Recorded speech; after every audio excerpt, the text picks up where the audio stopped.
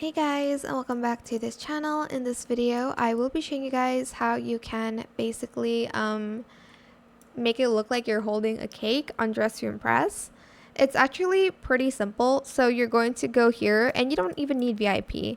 You will need the pillow. Just color it like the same color as your hair, or it can add in the pattern you use for your outfit here, maybe, if you'd like to.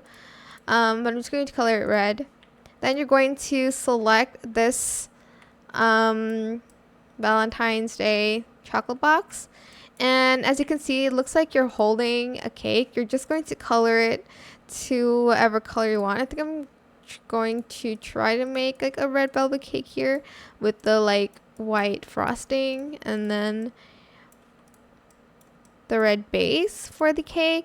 But yeah, that is pretty much it really. It's super simple. You just need a pillow and this box. I hope this tutorial was helpful for you guys. Don't forget to like, comment, share, and also subscribe to this channel if you haven't done that already.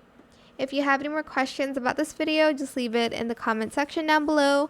I will try my best to answer them all for you guys.